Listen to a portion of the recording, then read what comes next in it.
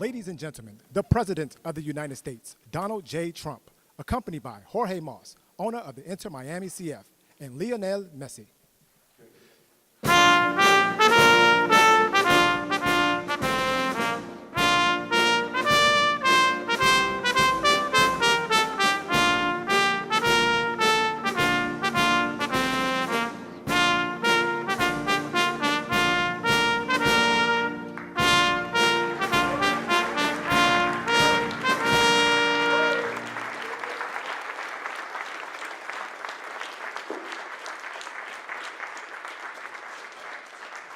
That's great. It's great to be here. Champions. We like champions. We like winners. And we got a lot of them here today. Too many to introduce. A lot of them are political champions, and we don't care about them today, right? Right, Duffy? But we have, most importantly, wonderful people that love our country. And before we begin, I think I will say a few words about what's going on with respect to our operation in the country of Iran. The United States military, together with the wonderful Israeli partners, continues to totally demolish the enemy far ahead of schedule and at levels that people have never seen before, actually. We're destroying more of Iran's missiles and drone capability every single hour, knocking them out like nobody thought was possible. As soon as they set off a missile, within 4 minutes, the launcher gets hit. They don't know what's happening. But we have the greatest military anywhere in the world. Their Navy is gone. 24 ships in 3 days. That's a lot of ships. Their anti-aircraft weapons are gone. So they have no air force. They have no air defense. All of their airplanes are gone. Their communications are gone. Missiles are gone. Launches are gone. About 60% and 64% respectively. Other than that, they're doing quite well. I said, what's left? But they're tough, and they want to fight. And they're calling. They're saying, how do we make a deal? I said, you're being a little bit late.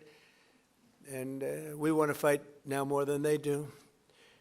We've had 47 years, depending on the way you count it, but 47 years of horror with this group.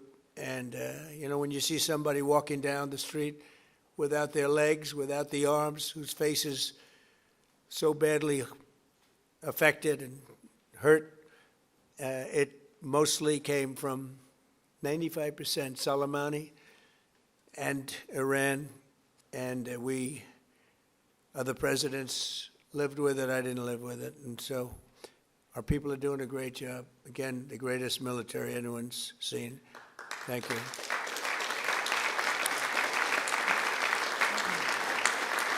Thank you very much. And yesterday, my administration announced decisive action to help keep down the oil prices, including offering political risk insurance for tankers transiting into the Gulf, as you know, pretty dangerous territory. Further action to reduce pressure on oil is imminent, and the oil seems to have pretty much stabilized. We had it very low, but I had to take this little detour if it's okay with everybody. Scott, it's okay with you? Scott's the one who has to put up with it. He said, you have to do this now? I said, I have to do it, Scott, right? But it's been very strong, and everybody, including Scott, everybody feels we had really no choice. They were gonna hit us if we didn't hit them, because they're crazy. And in the long term, the actions we're taking will dramatically increase the stability of the region and oil prices and stock markets and everything else. You know, we set the all-time record in history with the Dow going to 50,000. So Dow was at 50,000. It was supposed to be maybe, if we were lucky, within, by the end of my presidency in 4 years. And we did it in my first year. We did the S&P 500. We did that in a period of less than a year. And that was even tougher than the Dow, they said, so it wasn't going to happen. But we have a great country. We have a country that's never done this well. We've had tremendous success in so many different ways. I built the military and rebuilt it in my first term, and we're using it more than I'd like to use it, to be honest with you. But when we used it, we found out it certainly did work. When we look at Venezuela, when we look at the first attack, Midnight Hammer in Iran, which really set the stage for what we're doing right now. It's been pretty amazing. And I'm once again calling on all members of the Iranian Revolutionary Guard, the military and the police, to lay down their arms. They're only going to be killed. And now is the time to stand up for the Iranian people and help take back your country. You're going to have a chance after all these years to take back your country. Accept immunity. We'll give you immunity. And we'll be giving you really the right side of history, because that's what it is. So you'll be perfectly safe with total immunity, or you'll face absolutely guaranteed death. And I don't want to see that. They don't want to see it either. We also urge Iranian diplomats around the world to request asylum and to help us shape a new and better Iran with great potential. It's a country with great potential. There's much better future for Iran. It's now beginning. It's going to be, I think, a great future. And the United States will ensure that whoever leads the country next, Iran will not threaten America or its neighbors, Israel, anybody. If you look at what happened, they had missiles aimed at all of these other countries, Qatar, Saudi Arabia, UAE, many others, that weren't really involved very much, and they had missiles aimed. Well, they were aimed there long before this ever started. They were going after the entire Middle East. And then we came along. We blew up their party. So we have phenomenal people. I want to thank all of the people that have been involved. Marco, you've been doing a fantastic job. And you've been doing a fantastic job on a place called Cuba.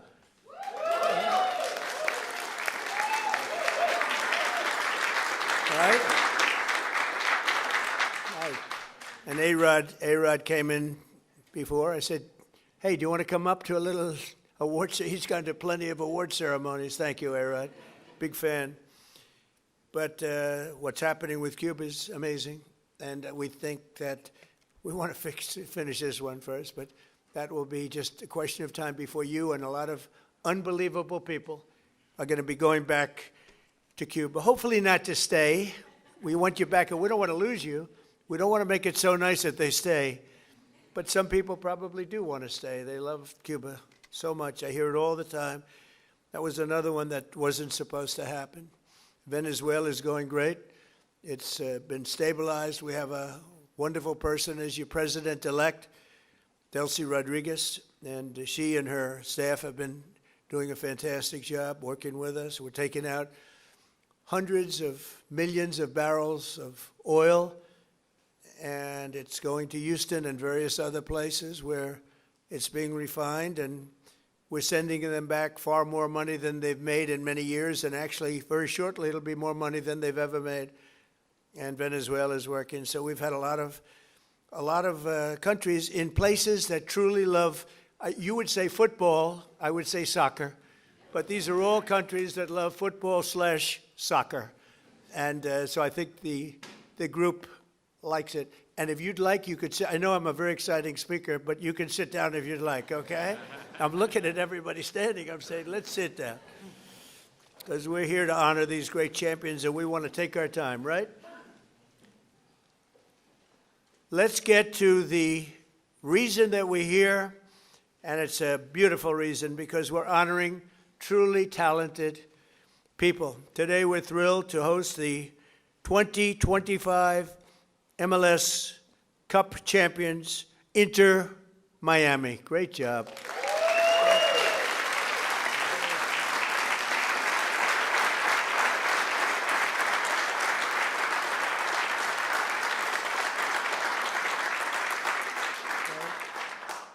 And it's my distinct privilege to say what no American president has ever had the chance to say before. Welcome to the White House, Lionel Messi. Lionel Messi is, my son said, Dad, you know who's going to be there today?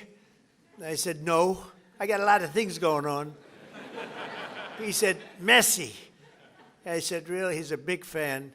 He's a big fan of yours. He thinks you're just a great person, and I think you got to meet a little while. So he's a big soccer fan, but he's a tremendous fan of yours. And a gentleman named Ronaldo. We have Cristiano is great. You're great. Boy, some big champions, some great athletes in that sport, and people that really love what they're doing, and they're doing it well. And it's an honor for us and everybody at the White House to be honoring you today. So congratulations as well to co-owners Jorge and Jose Mas.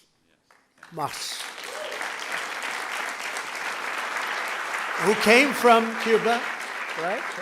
Originally from Cuba? Huh? Your parents came? Yeah, you're going to go back, oh, yeah. It's going to be, and you won't need my approval. You just fly back in when I can just see that. It's going to be a great day, right? We're going to celebrate that separately. I just want to wait a couple of weeks. I wanted to wait a couple of weeks, but we'll be together again soon, I suspect, celebrating what's going on in Cuba. They want to make a deal so badly, you have no idea. As well as head coach, who I hear is a phenomenal coach, Javier Mascherano. Where's the coach?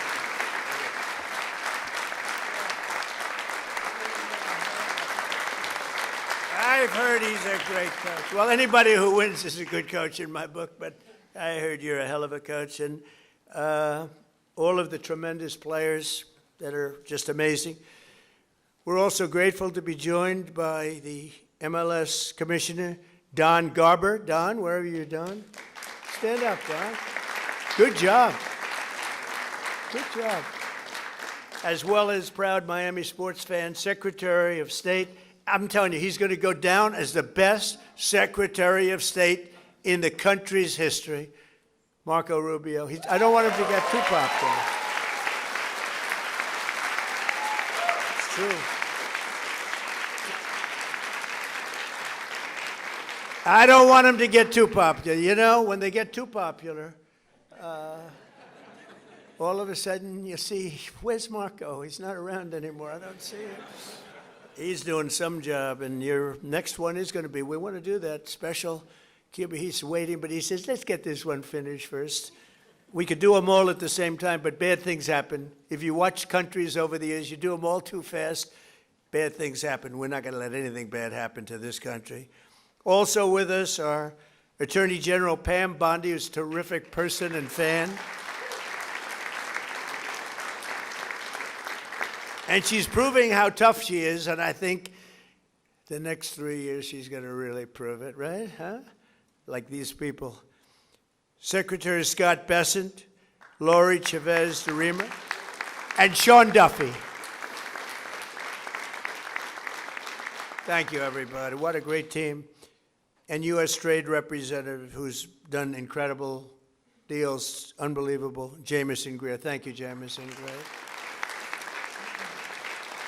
And our country has never been bigger, better, richer, or stronger, and the deals we're making are unbelievable. And a lot of it's because of the tariffs, and a lot of it's because of everything else. We had a complicating factor with tariffs the other day with the Supreme Court. They did the wrong thing, but it didn't make any difference because we have another way of doing it.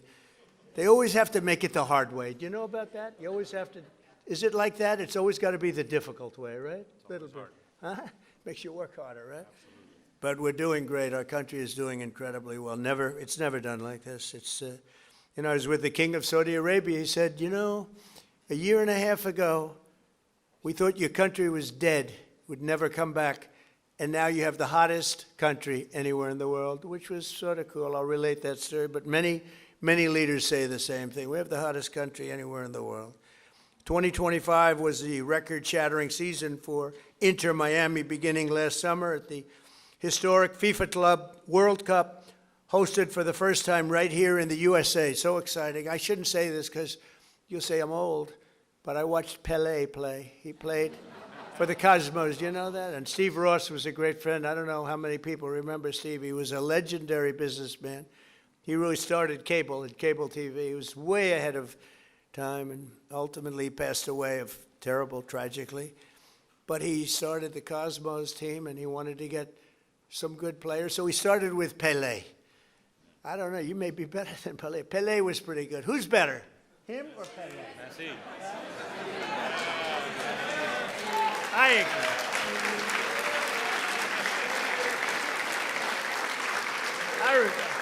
I think he is. But he was pretty good, right? Pelé was pretty good.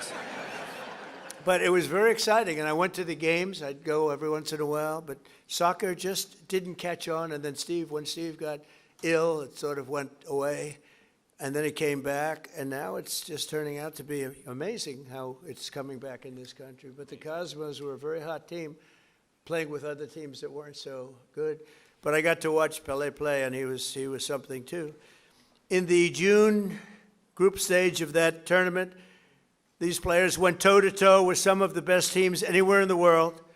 You tied Egypt's best club, supposed to be an unbelievable, talented club, with a gutsy performance from veteran goalie Oscar Ostari, who played a great game.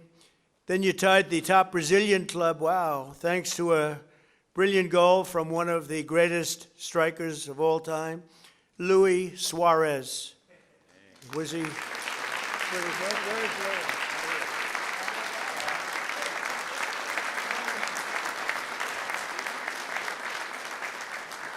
These are good-looking people. Marco, I don't like good-looking men. You don't feel so good about yourself standing up here.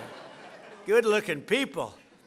In the 65th minute, Louis gathered the ball around midfield and turned for a vintage solo run, dribbling through the defense, driving past defenders like few people have ever seen before, cutting to his left, hammering home a goal that secured Miami's place in the next round. But no match in the 2025 FIFA Club World Cup was more important than the match against FC Porto. Porto took an early lead, but you came back strong in the 54th minute, tied 1-1. Leo lined up for one of his iconic free kicks. He struck the ball decisively, bending it over the wall and beating the keeper with a sensational left hook. Would I be able to do that if I practiced? He said, no, I think he's right, my friend. Great. In that moment, you sealed a truly historic Inter-Miami victory, becoming the first club from North America ever to beat a European club in official competition. Unbelievable.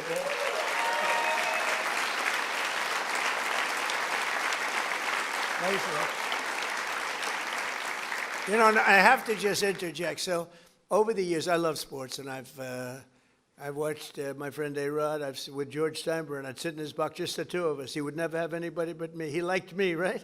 He liked me, and he liked you. He liked almost nobody. It would be a World Series when baseball was hot. It's not as hot now, I'll be honest with you. They do things wrong. But when baseball was hot as a pistol with George, and I'd sit and I'd watch the Yankees, and he'd have 30 seats, and it would just be me and him. And I said to A-Rod, would say, what was the most difficult thing you've ever done? I said, it's probably sitting for 3 hours with George Steinbrenner watching a Yankee playoff game or World Series game. You know what I mean by that. He was a difficult guy, but he was great, right?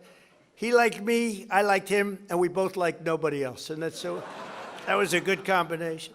But I have to say this. So I've seen a lot of great players come into the world of sports, and they came in from all different countries, all different players. They've come, in some cases, just from different states. They come to the Yankees, or they come to the Dodgers, or they come to whatever. But I've seen them come in from other countries, and there's such a clamor. Oh, so great, everything's great. But they don't win. This guy won. He came in, there was tremendous fanfare, and he won. You know, right?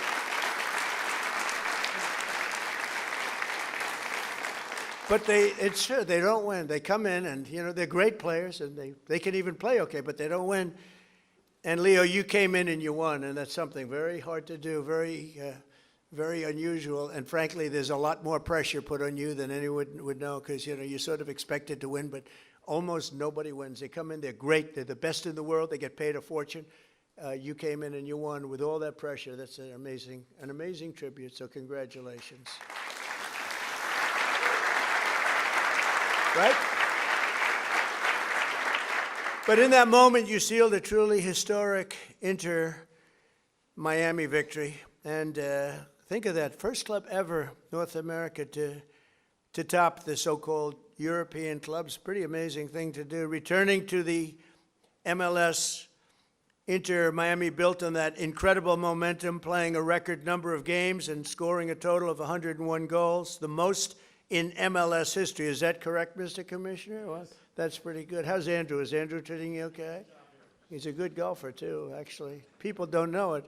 He's a very good golfer, right, Andrew? But Trump's a good golfer, too, Andrew. Thank you. With 29 goals in the regular season alone, Leo won the prize Golden Boot, becoming the first player to be named the league MVP twice in a row. Amazing, you know, comes in, a lot of great players. Pretty amazing thing to do, very hard to do. Exploding into the playoffs, this team racked up a series of statement wins, big wins, that frankly wins that a lot of people didn't think they could do. You secured a 3-1 must-win victory over Nashville SC. You thrashed FC Cincinnati 4-0 on the road. And then you routed New York City FC 5-1, led by a hat trick from young star Tadeo Allende. Where is Tadeo?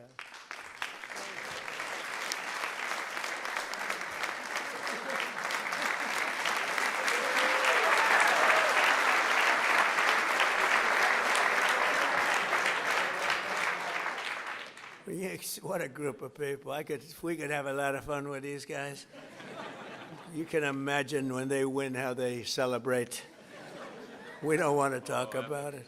We don't want to talk about it. In that MLS Cup final against the Vancouver Whitecaps, the entire team played together as one flawless unit. Just flawless, they say. After Vancouver tied the game 1-1, Leo picked the pocket of a Whitecap defender and sent a pass to the great Rodrigo de Paul. Where the hell is Rodrigo?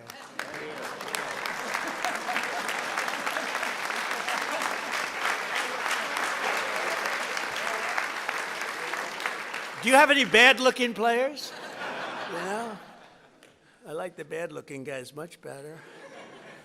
Who stuck a low-driving shot into the side net, taking the lead. And then in the 6th extra minute of stoppage time, Tadeo drove home your third and final goal, making the score 3-1 and securing your status as the first champions in club history. What an amazing accomplishment.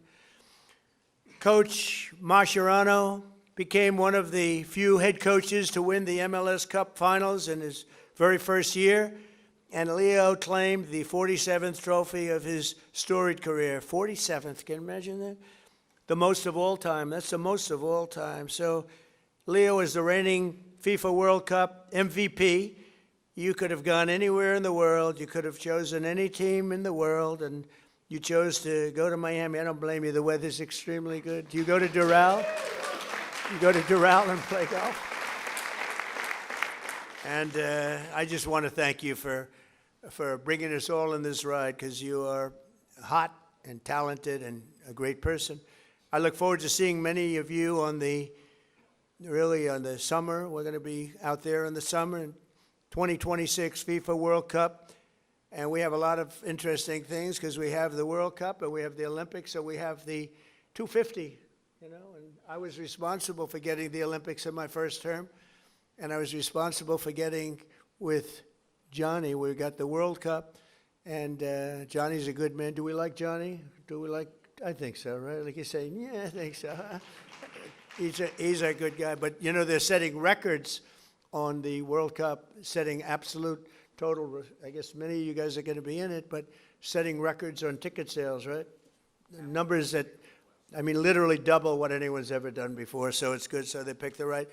But I thought that I didn't know that I'd be the president during this, because the election was rigged and stolen, and I had to do it all again. And then I said, hey, wait a minute, I just got soccer/football, and I just got the Olympics, so we got most important. I took credit for those two. Then I tried to take credit for 250 years, and it didn't play well at all with the press.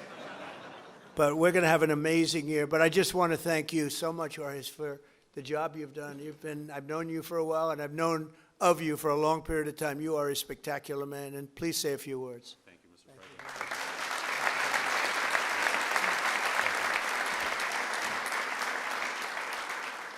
President. Thank you very much, Mr. President.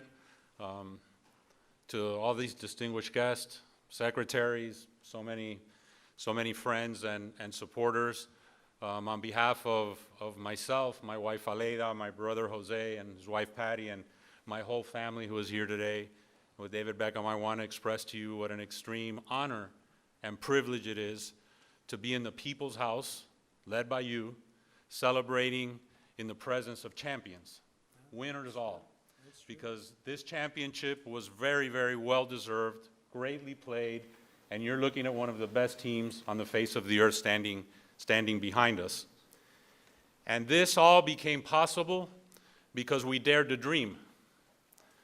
7 years ago, Inter Miami was nothing but an idea and a dream. I remember after talking to Commissioner Garber and being awarded a team, we sat in the conference room of our family business in Miami and said to each other, what do we do now? And as the son of a man and woman who left Cuba, just seeking freedom in this great country, it has driven us to excellence. And we thought, what can we do to make a difference? What can we do that's special? And at that time, I told myself what many people thought impossible. I said, we are going to bring the world's greatest player to play at Inter Miami. And that was in 2019. And today, standing before you, you have the world's greatest player here to my right. Over the course of the last 2.5 years that he has been here, we've been on an epic run of records, of trophies, of winning. Because what I've wanted to establish with Inter Miami is a winning culture. That it be a reflection of our community of South Florida and Miami, made up of winners, of hardworking men and women, and I want our team to be an embodiment of our fan base and everyone who aspires to a better future and to a better life. On the back of our jersey, Mr. President, it says freedom to dream, because that's our family moniker and what embodies our team and our aspirations. But that all began many, many years before at the dinner table of our family with my late father, Jorge Mascanosa, and my mother, Irma, who is here today.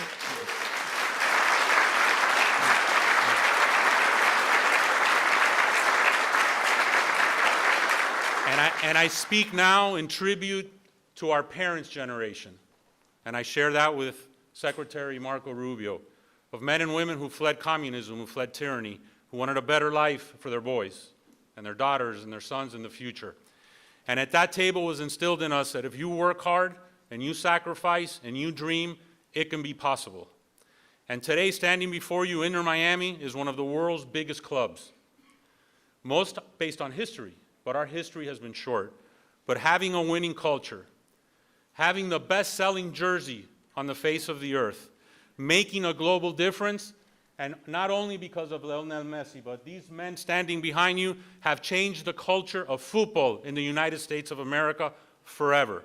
We can play with the big boys, we can be heavyweights, our league can be one of the top leagues in the world, and it is this ability to dream, to persevere, to have no obstacles ahead of us that we will continue to be successful. And hopefully, Mr. President, this is not our only visit here celebrating an MLS Cup championship.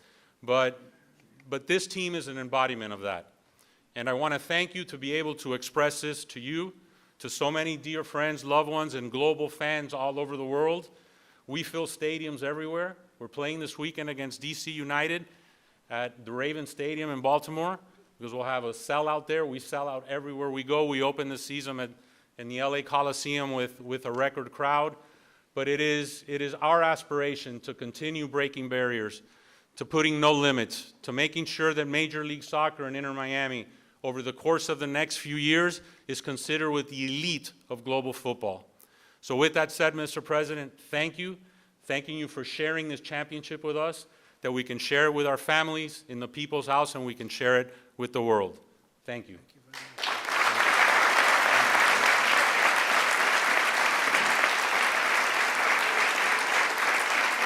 And now we have some gifts we'd like to present to you. Thank you.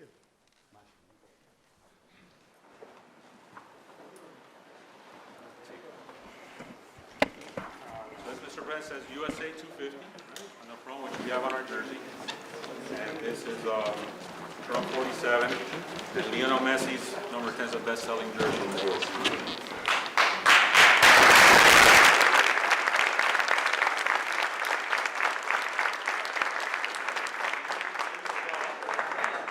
The ball which we made, which hopefully will have a rightful place in the Oval Office, in dedication of you, dedicated for our championship. That's for you, Mr. President. Thank you very much. That's fantastic. Thank you. And then, most importantly, this is a very, very special limited edition Inter Miami pink Tudor watch. It's etched on the back with your name in a tribute to you, and special because time is a precious element. Time has a lot of meaning, I think, to all of us, and we wanted to gift you that. That's really nice. And also we have an additional gift, which is another jersey for a very illustrious Chief of Staff.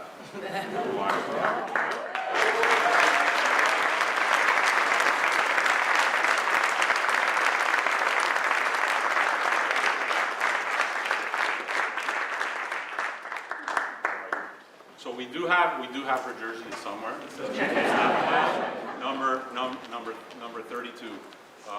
But thank you, Mr. President. Thank you very much. And I want to just invite the team to the Oval Office, very, very special place. It's sort of the center of the world, especially now, but always it's the center of the world. We have a little present for you there. And anybody would like to come, you could just follow me on down there, okay? You can see the Oval, and you'll have some fun. Thank you all very much.